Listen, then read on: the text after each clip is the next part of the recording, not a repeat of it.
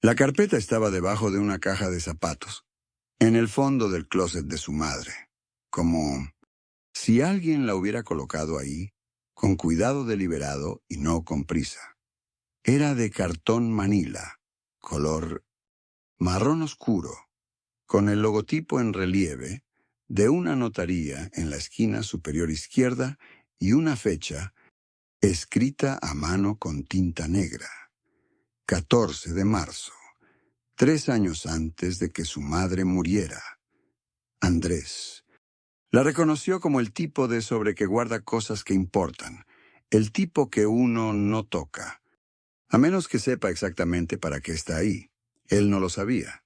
En la portada, el nombre del notario aparecía subrayado con bolígrafo azul, una línea firme y doble como la que hace alguien que busca un dato y quiere encontrarlo rápido la próxima vez.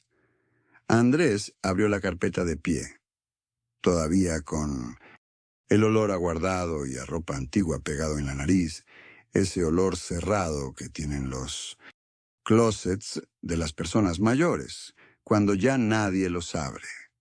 Adentro había 2 hojas engrapadas, una modificación testamentaria, con la firma de su madre en el margen inferior, una firma que él conocía de memoria, esa letra redonda e inclinada que ella usaba para firmar las tarjetas de cumpleaños. No recordaba ninguna notificación, ninguna llamada, ninguna conversación sobre cambios en el testamento. Junto a los documentos, un sobre pequeño, sin sellar, con la letra de Lucía escrita en lápiz sobre el frente.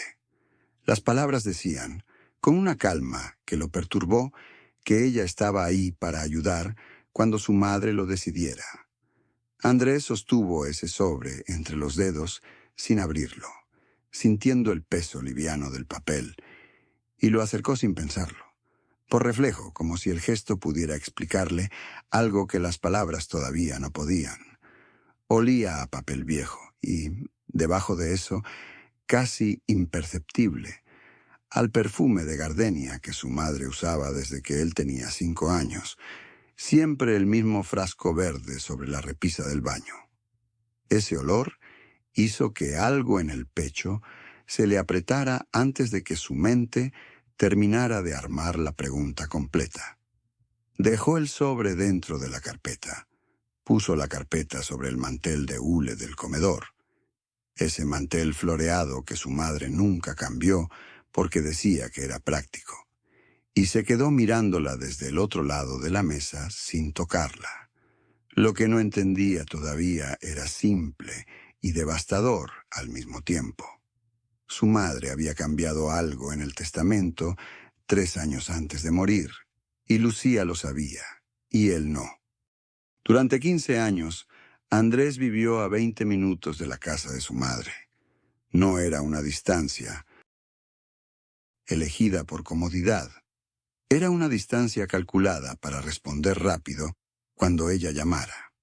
Los martes llevaba los medicamentos.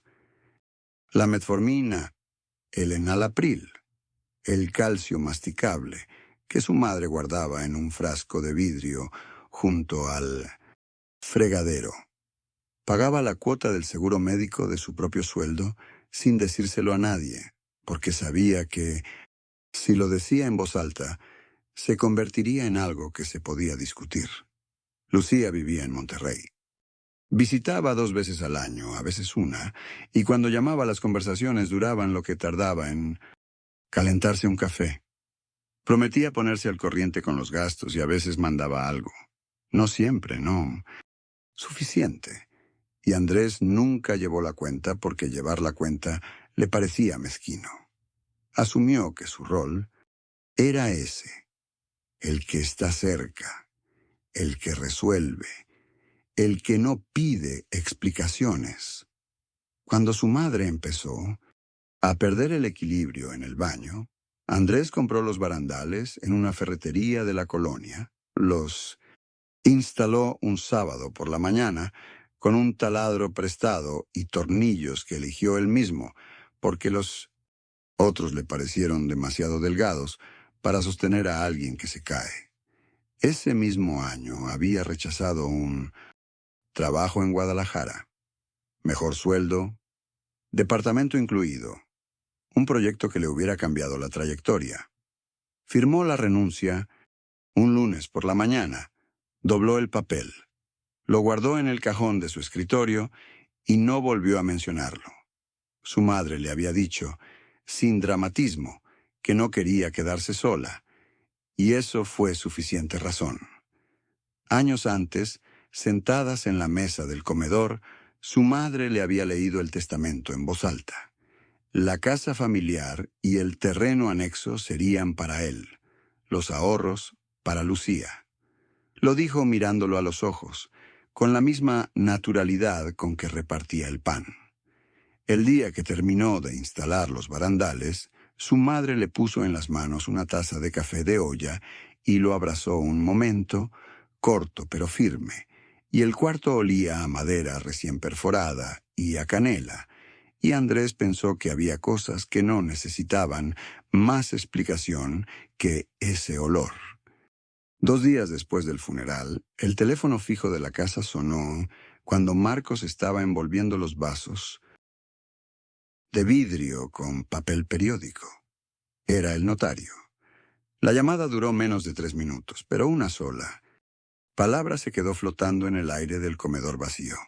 Coordinaron.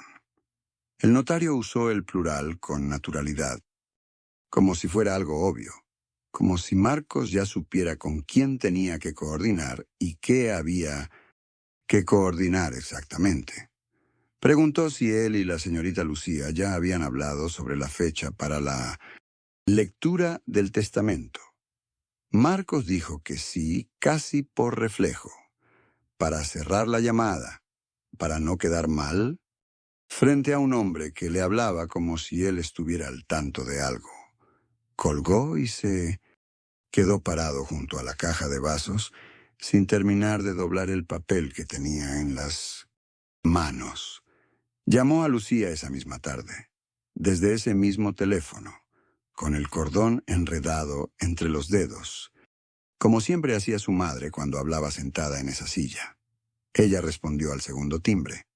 Demasiado rápido para alguien que estaba ocupada.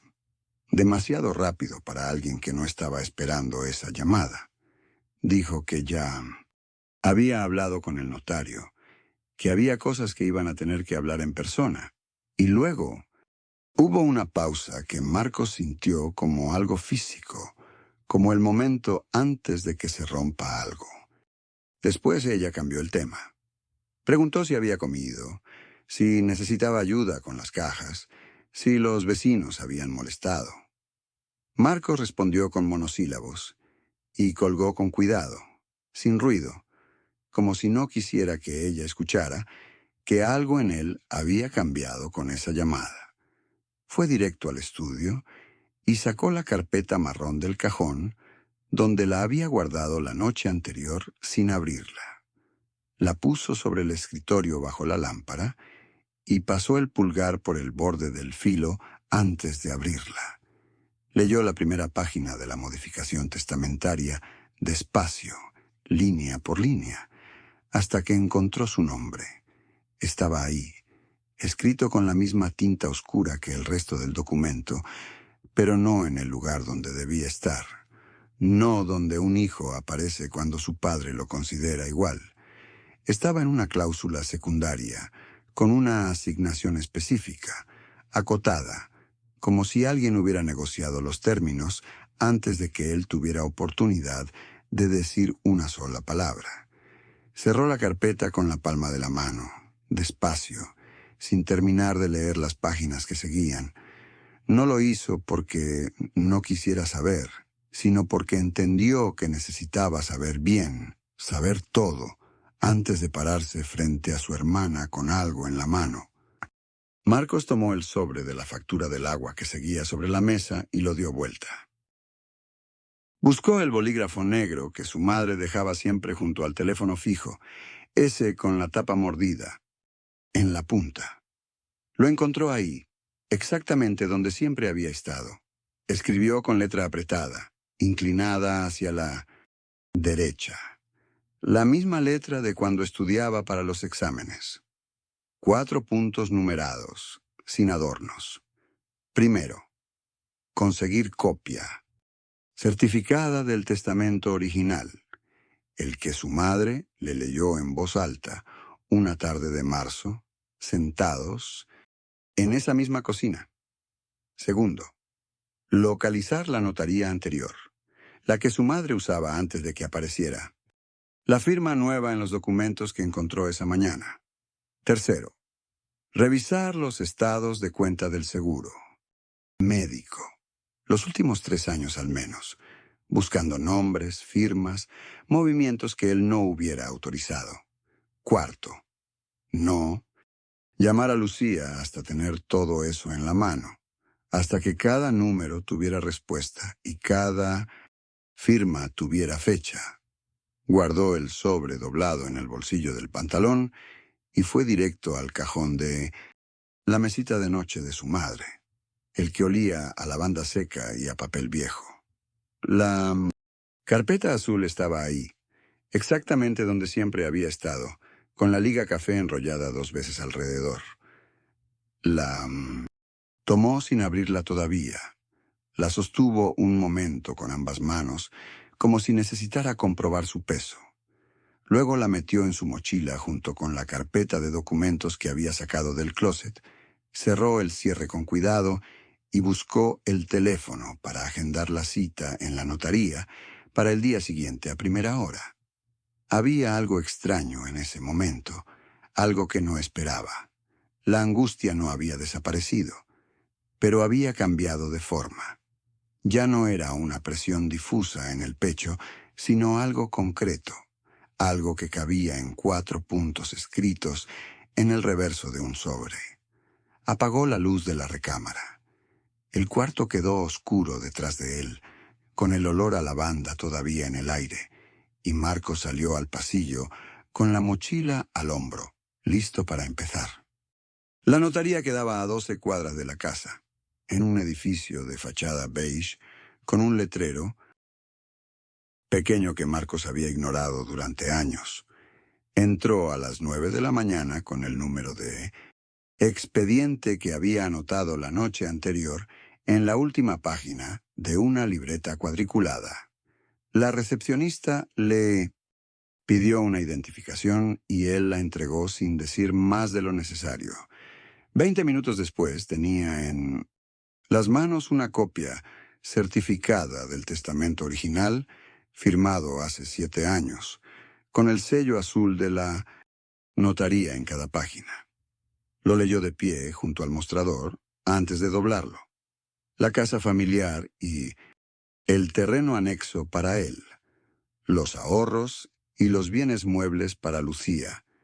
Era exactamente lo que su madre le había dicho una tarde de octubre, sentados en la cocina, con el café todavía caliente entre los dos. De regreso compró una carpeta de fuelle color negro en una papelería de la avenida principal.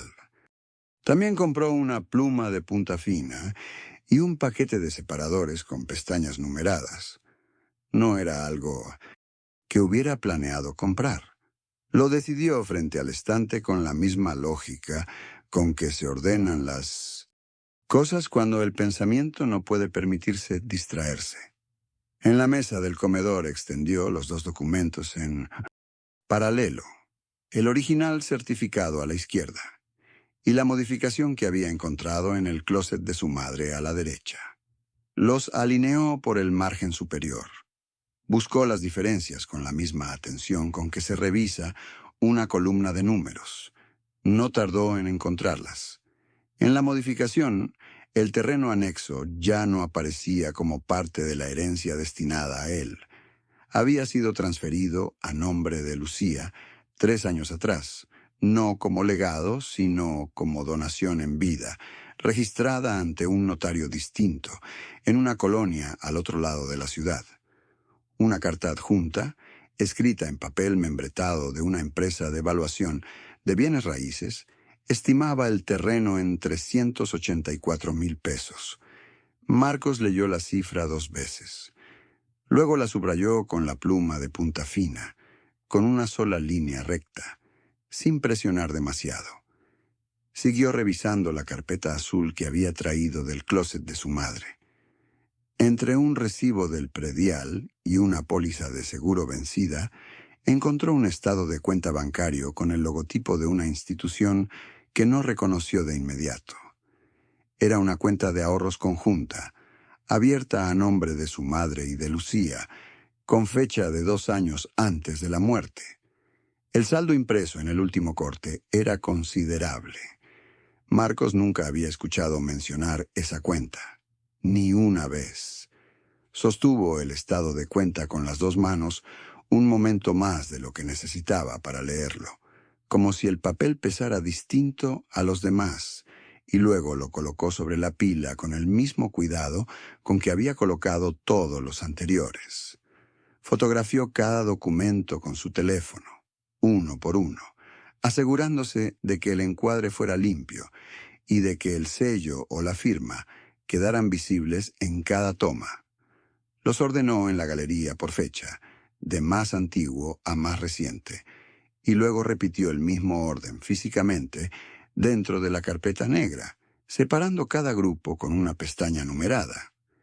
El acto de meter cada hoja en su lugar tenía algo casi mecánico, casi tranquilizador, como si el orden que construía sobre la mesa pudiera contener lo que todavía no se permitía nombrar.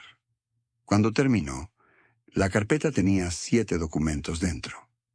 7 piezas que respondían cada una pregunta, y al mismo tiempo hacían crecer la imagen de algo más grande y más sistemático de lo que Marcos había esperado encontrar cuando abrió aquella caja de zapatos 2 días atrás. Marcos llegó al despacho de Rodrigo Salas con la carpeta azul dentro de una bolsa de supermercado, como si fuera cualquier cosa. Rodrigo era amigo de la universidad, ahora notario y abogado de familia, alguien que había conocido a su madre en un cumpleaños hace años. Extendió los documentos sobre el escritorio sin decir mucho, solo que necesitaba que los revisara con calma. Rodrigo leyó en silencio durante varios minutos, pasando las hojas con cuidado, sin levantar la vista. El aire acondicionado del despacho zumbaba a un volumen constante y Marcos contó las baldosas del piso para no hablar antes de tiempo. Entonces Rodrigo explicó lo primero. La donación del terreno había sido registrada correctamente ante notaría, con todos los sellos y las fechas en orden. Para impugnarla existía un plazo legal que ya estaba corriendo desde el momento en que se abrió la sucesión, y ese plazo no esperaba. Luego señaló algo más, con el dedo sobre una línea específica del documento de modificación testamentaria. La fecha de la firma de la madre era de hace 3 años. Marcos abrió la carpeta azul y buscó entre las hojas hasta encontrar el informe médico que recordaba haber visto sin entender del todo. El documento tenía membrete del hospital, el nombre de su madre y un diagnóstico, consignado con lenguaje clínico. Deterioro cognitivo leve, función ejecutiva disminuida, seguimiento recomendado cada 6 meses. Rodrigo dijo que esa firma podía cuestionarse judicialmente, que una persona con ese diagnóstico no siempre estaba en condiciones de comprender un acto jurídico complejo. Marcos asintió, pero sus ojos ya no estaban en Rodrigo, sino en una hoja pequeña, manuscrita, que había quedado pegada al reverso del informe médico con un clip oxidado. Era una nota con letra de Lucía, reconocible por las L's largas y la forma en que siempre apretaba el bolígrafo. Ponía el nombre del médico, la hora de la consulta y una instrucción para sí misma sobre buscar el expediente actualizado. Lucía había estado presente en esa consulta, había escuchado el diagnóstico junto a su madre, Había sostenido esa información en las manos antes que nadie en la familia. 3 semanas después de esa cita médica, según la fecha estampada en la escritura notarial, se había firmado la donación del terreno. Marcos dejó la hoja sobre el escritorio muy despacio, como si el papel pudiera romperse, aunque lo que sentía romperse era otra cosa. No era la pérdida del terreno lo que le quitó el habla frente a Rodrigo, sino la cronología exacta, el diagnóstico, la espera, la firma, todo en secuencia ordenada y deliberada. Rodrigo siguió hablando sobre plazos y recursos legales, pero Marcos ya había dejado de escuchar los detalles para escuchar solo el silencio que había debajo de todo eso. Salió del despacho con la carpeta más gruesa, un plazo escrito en un papel aparte y la certeza de que ya sabía suficiente para dejar de esperar. Esa noche, Marcos extendió todos los documentos sobre la mesa del comedor, bajo la luz amarilla del foco, que su madre había elegido años atrás. Los ordenó por fecha, de izquierda a derecha, como si armara una línea de tiempo que alguien más tuviera que leer y entender sin explicaciones. La carpeta azul que Rodrigo le había devuelto, las fotos impresas en papel carta, la copia certificada del testamento original, todo ocupaba el mismo espacio donde antes su madre ponía el mantel de los domingos. No había nada ambiguo en esa secuencia. Cada papel respondía a la pregunta del anterior y abría la puerta al siguiente, con una precisión que no dejaba margen para la duda ni para la lástima. Fue entonces cuando abrió el estado de cuenta de la cuenta conjunta y encontró el retiro. 20,000 pesos, 4 días antes de la última. Hospitalización, con la firma de Lucía como titular secundaria. No fue un golpe. Fue la confirmación de algo que ya sabía, pero que ahora tenía nombre, fecha y número de folio. Marcos tomó el teléfono y marcó al notario. Era tarde. Sabía que nadie iba a contestar, y aún así dejó el mensaje con voz tranquila y palabras precisas. Necesitaba una reunión formal, con el expediente completo sobre la mesa, con todos los involucrados presentes.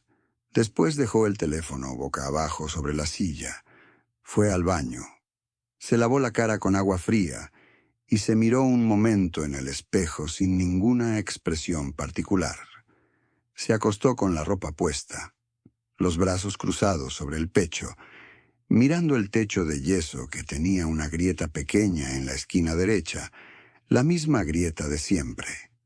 Pensó en Lucía de niña, en cómo se le trepaba a la espalda cuando el pasillo quedaba oscuro y ella no quería caminar sola, y ese recuerdo no le aflojó nada por dentro, sino todo lo contrario, porque lo que los documentos contaban no era una caída ni un error cometido bajo presión.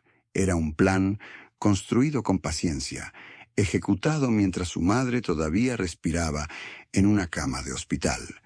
Cuando amaneció, Marcos ya estaba sentado en la mesa, con la carpeta cerrada frente a él y el café enfriándose en la taza, listo para ir a buscar a su hermana en persona. Marcos llegó antes que Lucía y acomodó los documentos sobre el mantel de hilo blanco que su madre había guardado para las ocasiones importantes. Los organizó en silencio, con la misma concentración con que un médico ordena sus instrumentos antes de una cirugía. Primero la nota médica con el sello del neurólogo, fechada un martes de octubre. Luego la escritura de donación, firmada 3 semanas después, cuando su madre todavía confundía los días de la semana. Después la modificación testamentaria, con la letra temblorosa de una mujer que ya no era del todo ella misma. Al final, el comprobante del retiro bancario, $42,000 en una sola transacción, un miércoles por la mañana. Lucía entró con una bolsa de pan dulce, como si fuera una visita cualquiera, y dejó el aroma de vainilla flotando en el comedor. Vio los papeles sobre la mesa y su paso se detuvo un segundo, apenas perceptible, antes de sentarse frente a Marcos con una expresión de quien se prepara para una conversación incómoda, pero controlable. Marcos no la saludó con palabras. Señaló la silla con un gesto breve y esperó a que estuviera sentada antes de empezar. Tomó la nota médica con 2 dedos y la colocó frente a ella sin decir nada. Esperó. Luego deslizó la escritura de donación encima, con cuidado, como si la mesa fuera un tablero y cada documento una pieza en su lugar exacto. Lucía abrió la boca y Marcos levantó la mano, despacio, a la altura del pecho, con la palma hacia ella. No hubo drama en el gesto, solo una instrucción clara. Lucía cerró la boca.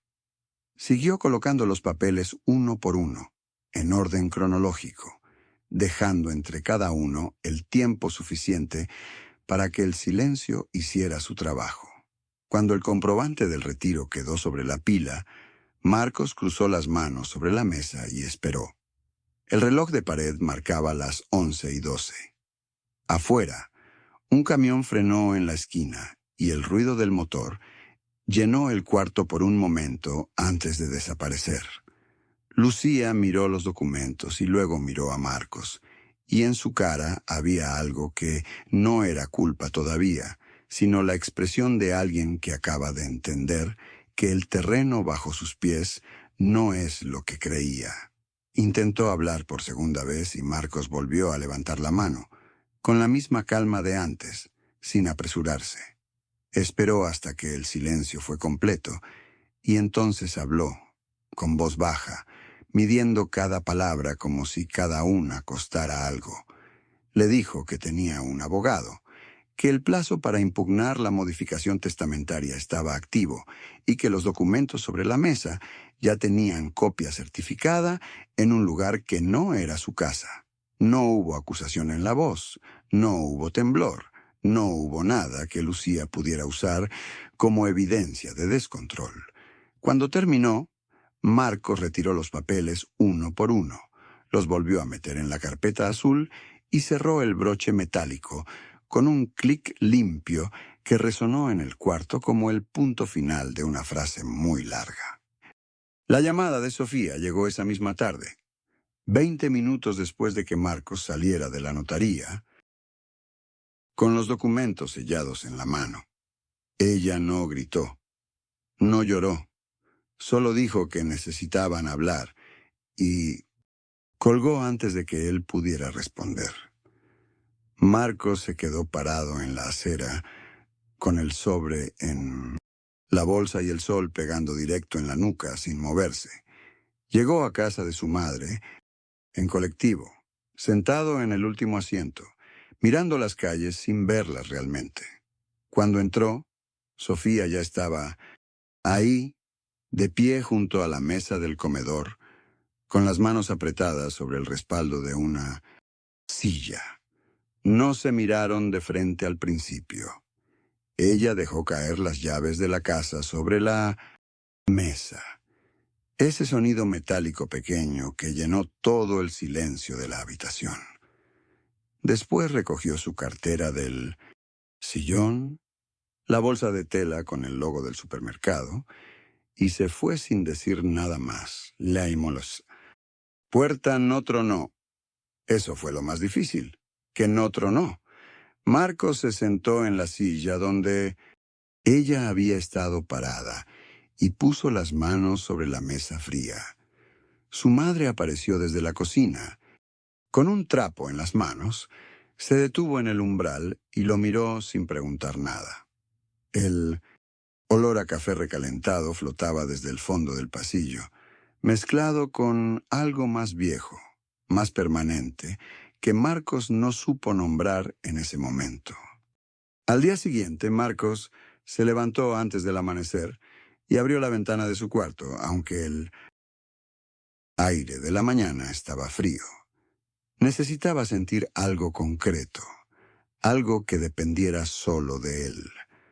Puso agua a calentar, lavó los 2 platos que había dejado la noche anterior y los acomodó en el escurridor, con una precisión que antes no le importaba. Luego sacó una libreta de cuadros que guardaba en el cajón de la mesita y escribió 3 palabras en la primera página: casa, dinero, nombre. Esas 3 palabras eran lo que Lucía le había quitado y también lo que él iba a recuperar. Llamó al abogado a las 8 de la mañana en punto y pidió una cita para revisar los documentos originales del testamento de su madre. No le explicó más de lo necesario. Las palabras de más solo complicaban las cosas.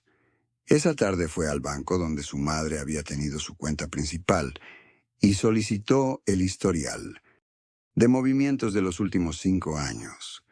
El empleado le dio un sobre manila sellado que Marcos puso bajo el brazo sin abrirlo en la ventanilla.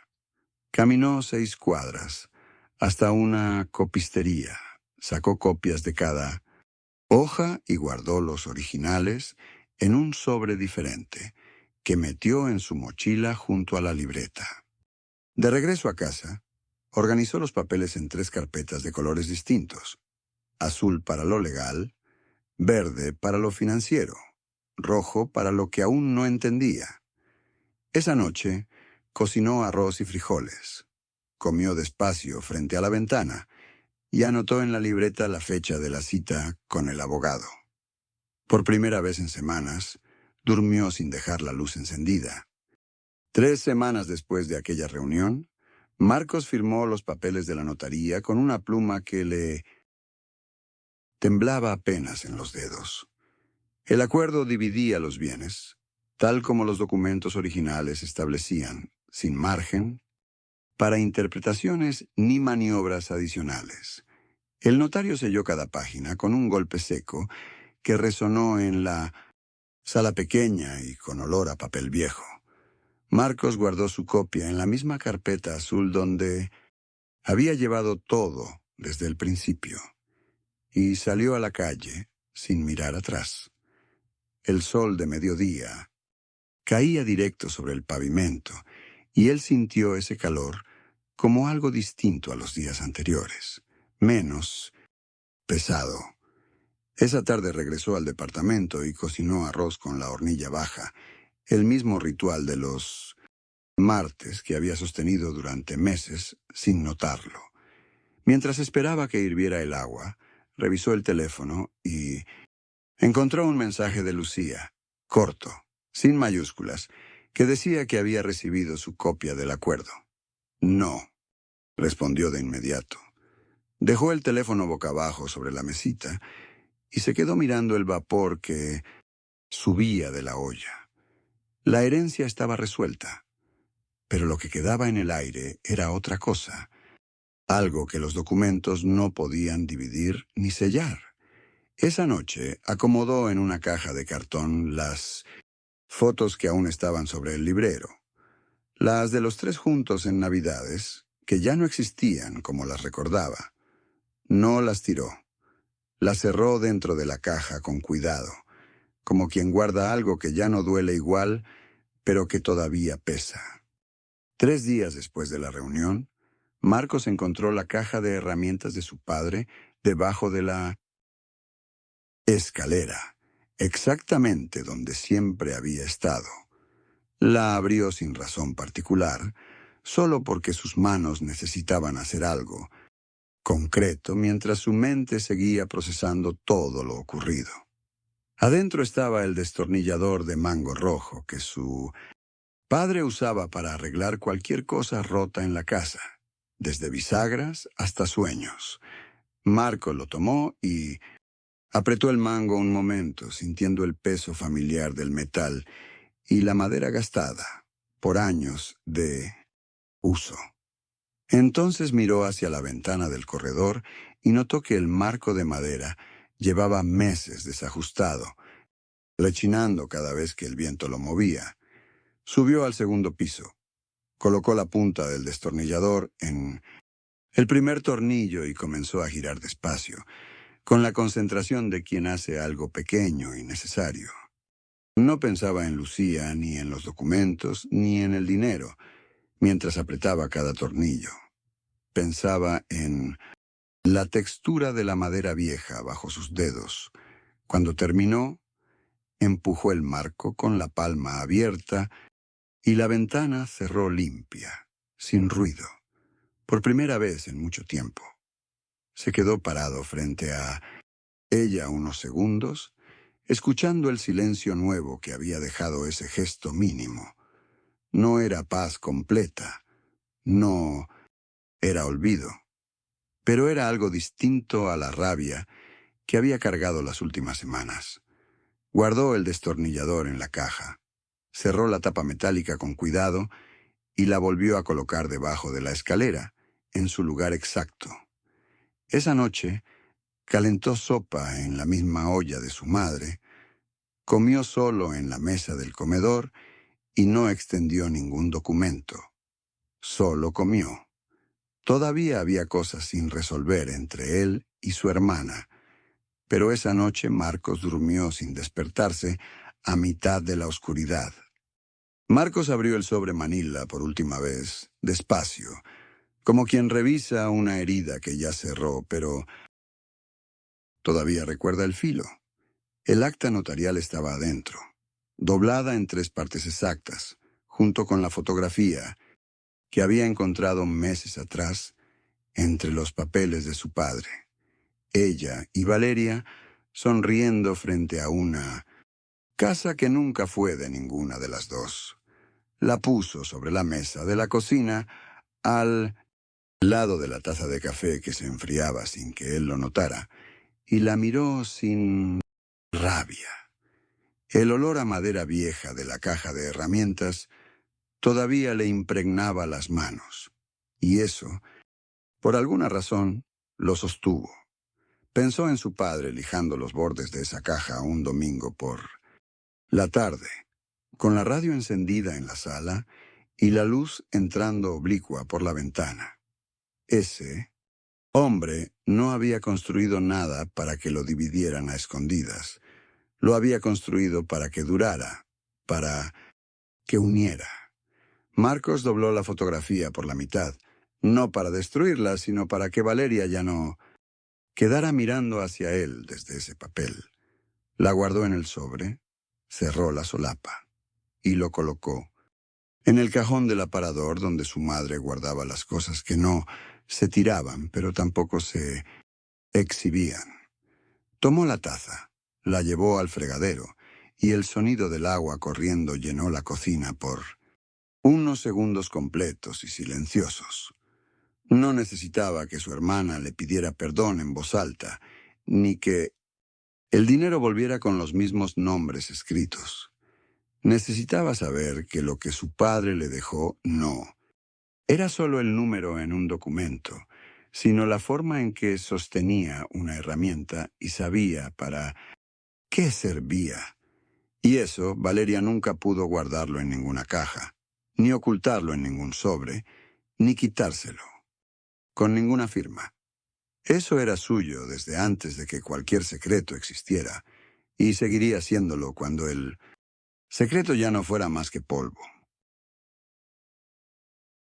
Si te gustaron estas historias, suscríbete al canal y activa las notificaciones para no perderte las próximas. Gracias por acompañarnos.